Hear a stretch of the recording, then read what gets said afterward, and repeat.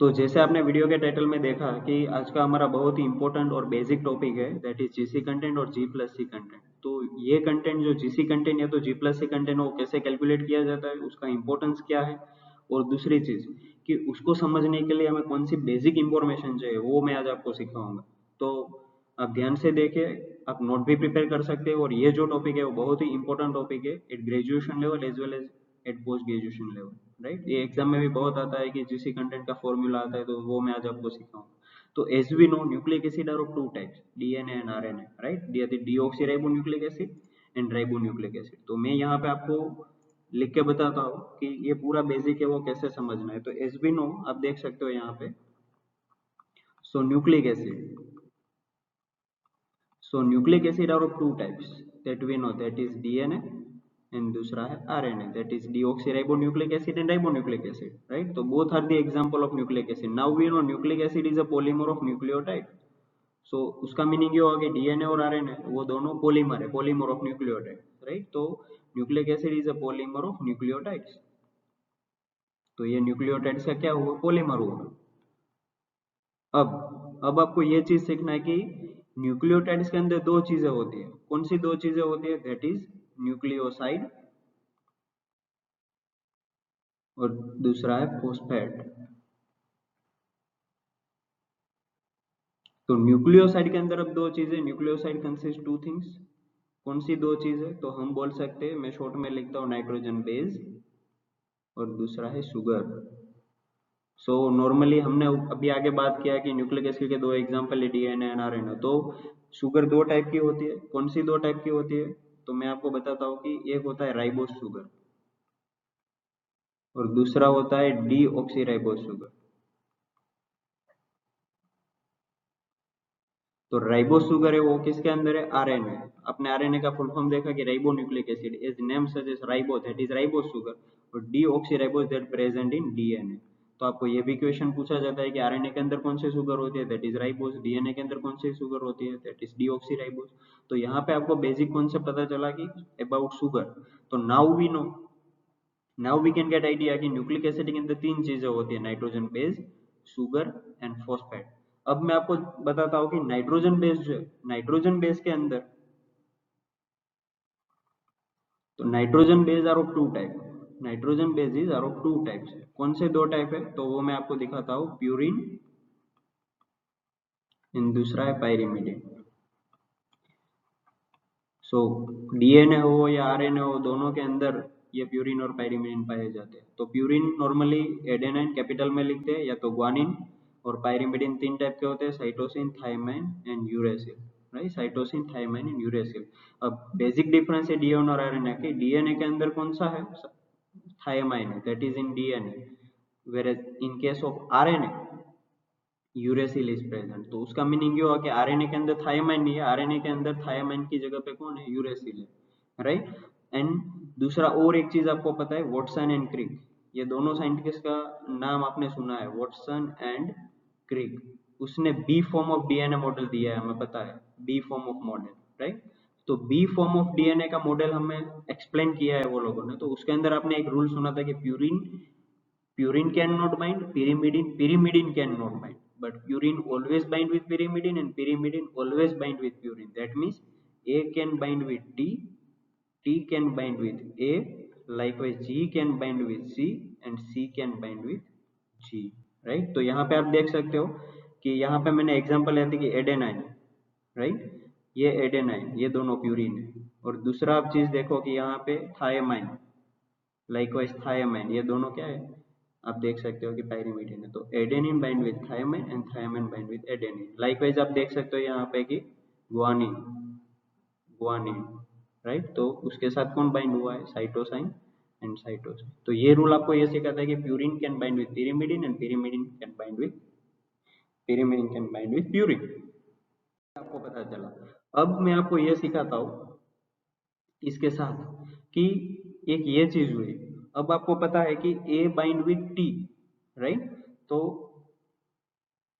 हमें ये पता चला कि ए बाइंड विथ टी और T bind with A T और T A base pair we can see, but उस वो ये दोनों कौन से बॉन्ड से बाइंड होते हैं, तो वो हमें पता है कि adenine bind with T by double hydrogen bond, likewise T bind with adenine with double hydrogen bond, और दूसरा है G bind with C bye triple hydrogen bond, and C bind with G bye triple hydrogen bond. तो आपको पता है कि double bond है और ट्रिपल बॉन्ड है, ये हाइड्रोजन बॉन्ड, राइट, ये हाइड्रोजन बॉन्ड। तो उसका मीनिंग ये हुआ कि किसको तोड़ने के लिए या तो ब्रेक करने के लिए ज्यादा टेम्परेचर चाहिए, तो which one is more stable, तो हमें पता है कि G और C, राइट, ये G और C के बीच में जो ट्रिपल बॉन्ड है GC और CG, राइट, उसको तोड़ने के लिए हमें टेम्परेचर ज्यादा चाहिए, उसको डीनेचुरेट करने के लिए, उसको ब्रेक करने के लिए हमें ज्यादा टेम्परेचर चाहिए, तो उसको हम बोलते हैं melting temperature, that is TM value. और उसको AT और TA उसके बीच में डबल बॉन्ड है, तो as compare to GC, AT को ब्रेक करने के लिए मेल्टिंग टेम्परेचर कम चाहिए। वाई? बिकॉज AT और TA contain double hydrogen bond, whereas GC और CG contain triple hydrogen bond. तो अगर आपके पास कोई एक DNA सेगमेंट है पूरा, और उसके अंदर आप देख सकते हो कि पूरा AT, TA, GC, TC, AG, TA, C, TA, TG, तो फॉर एग्जाम्पल मैंने एक रैंडम यहाँ पे एक सीक्वेंस लेगा, तो ये सेगमेंट ऐसा है कि जिसके अंदर AT का अमाउंट ज्यादा है, राइट, और दूसरा एक सेगमेंट आपको यहाँ पे ऐसा मिल रहा है जिसके अंदर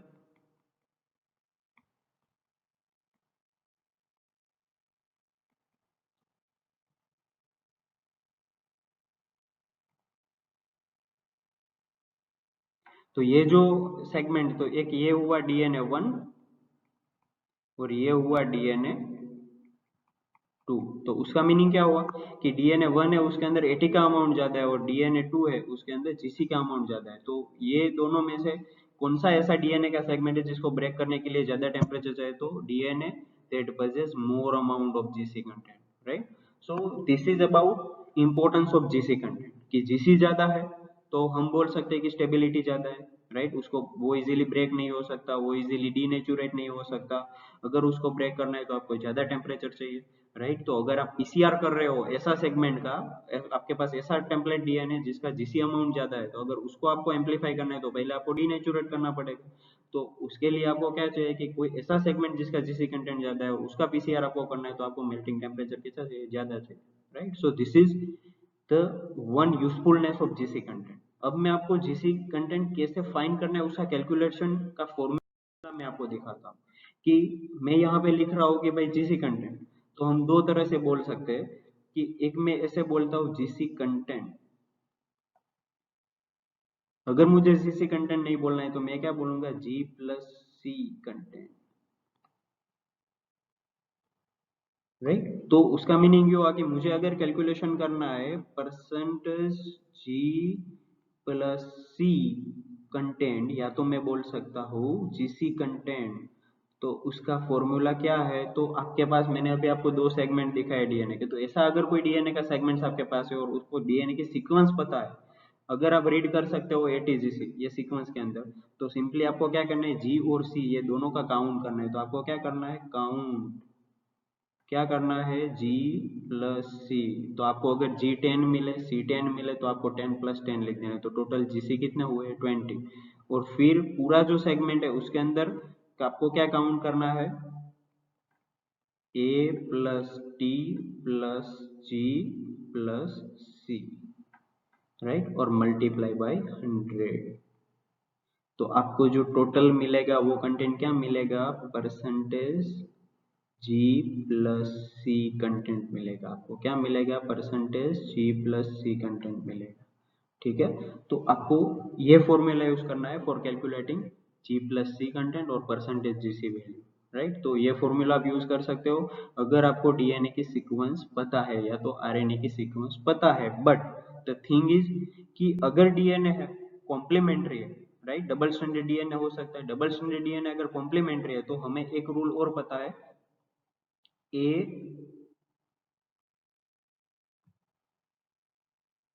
A is equal to T, right, और G is equal to C। यहाँ पे मैं डबल बॉन्ड की बात नहीं कर रहा हूँ। अगर डीएनए स्ट्रैंड्स कॉम्प्लीमेंट्री है, one DNA strand bind with another DNA, that is double stranded DNA.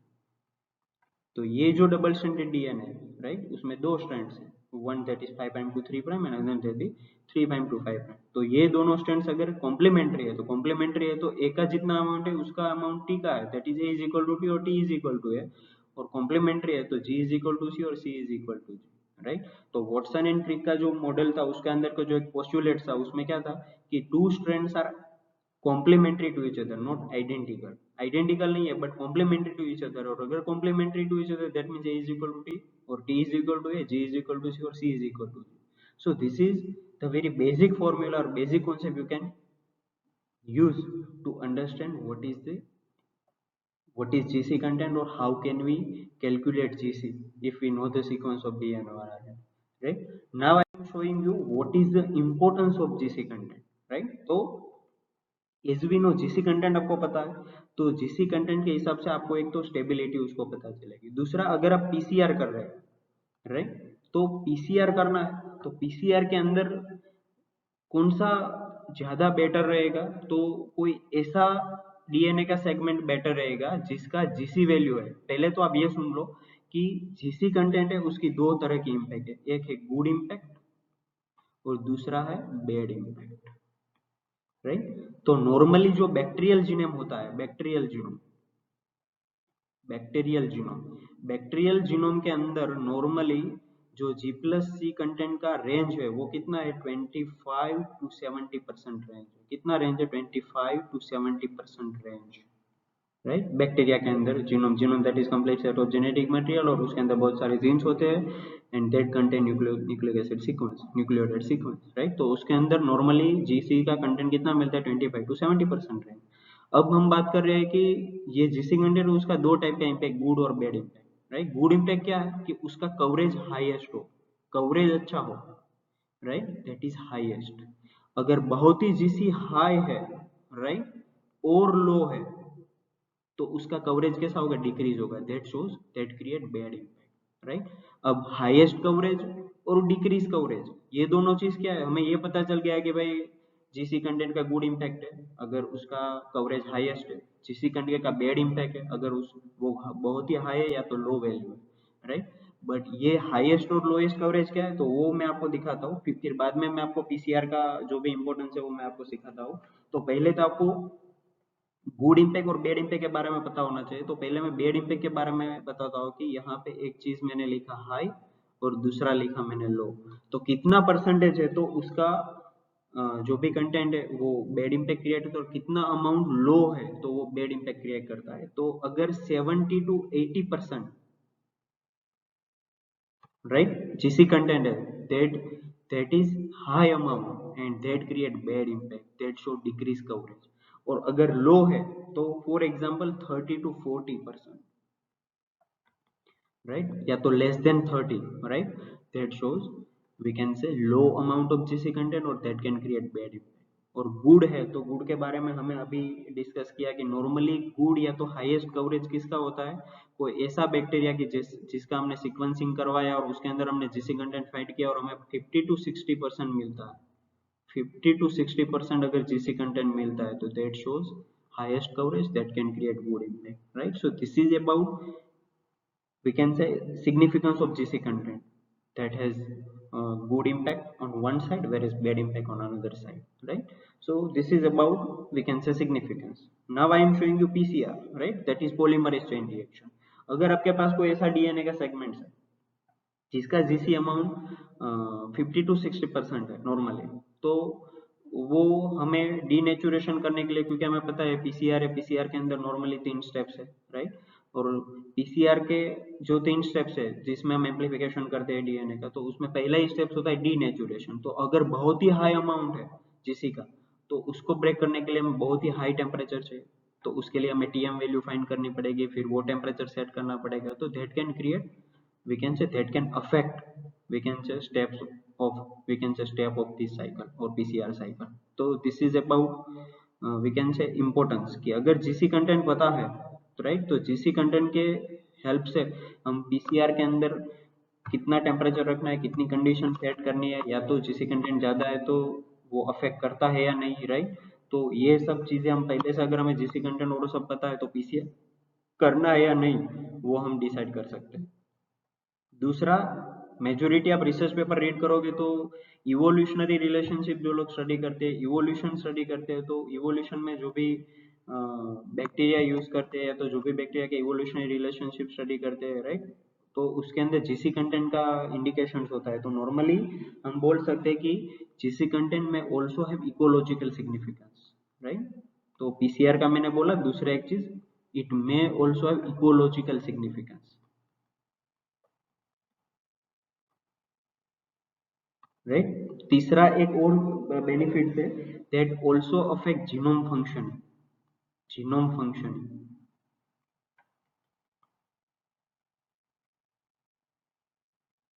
So as we know, जब भी हम सेंट्रल डॉग्मा की बात करते हैं उसमें जीनोम का फंक्शनिंग हम डिस्कस करते हैं, तो तब हम उसका प्रोटीन कैसा जनरेट होता है या तो जीनोम कोडिंग जीन की हम बात करते हैं, तो अब हमें जीसी कंटेंट स्टडी करना होता है। GC content is one of the characteristics, right, to identify. हमें पता है cultural characteristics, morphological characteristics, biochemical characteristics, molecular characteristics, ये सब हम यूज करते हैं। उसके साथ हम G+C कंटेंट भी यूज करते हैं to identify the bacteria. No, we cannot say कि we can identify at a species level or standard, but we can compare one species to another species, right? So that is useful for identification. तो आप पेल्जार, आप लोगों ने पेल्जार book, पेल्जार chain entry के author के नाम है और बुक का नाम है माइक्रोबायोलॉजी। उसके अंदर आप फर्स्ट चैप्टर रीड करोगे तो उसके अंदर अलग अलग कैरेक्टरिस्टिक्स है आइडेंटिफिकेशन की, राइट। तो उसमें ये सब कैरेक्टरिस्टिक्स लिस्ट दिया गया है और लास्ट पॉइंट में आपको ये आइडेंटिफिकेशन का जो भी कैरेक्टरिस्टिक्स है, राइट, तो उसमें ये सब कैरेक्टरिस्टिक्स मैंने बोला वो है, और लास्ट में जीसी कंटेंट भी उसमें मेंशन किया है। तो that is one of the benefit of GC content for identification,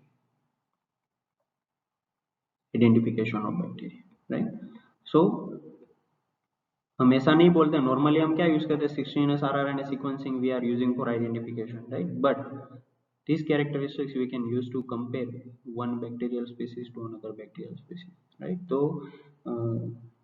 we can say genome functioning, हम स्पीसीज इकोलॉजी उसका आइडिया ले सकते हैं जिसी कंटेंट से। बैक्टीरिया का आइडेंटिफिकेशन करना है, कंपैरिजन करना है तो हम यूज कर सकते हैं। It may also have ecological significance as well as अगर पीसीआर करना है, और पीसीआर करने से पहले अगर टेम्पलेट डीएनए का हमें जीसी कंटेंट पता है तो हम पीसीआर की जो कंडीशंस है वो हम चेक कर सकते हैं, राइट।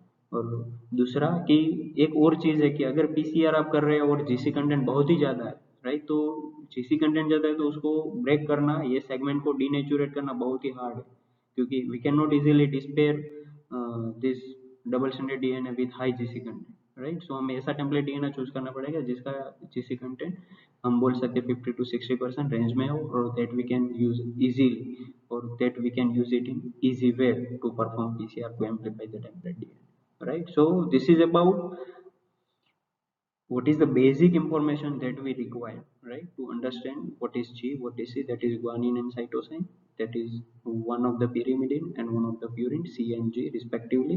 And likewise हमने एक फॉर्मूला देखा जो हम यूज कर सकते हैं फॉर कैलकुलेटिंग G+C कंटेंट और GC कंटेंट, और उसके बेसिस पे हमने थोड़ा इंपॉर्टेंस उसका डिस्कशन किया। तो I hope you enjoy this session. Thank you very much for showing your interest in this video.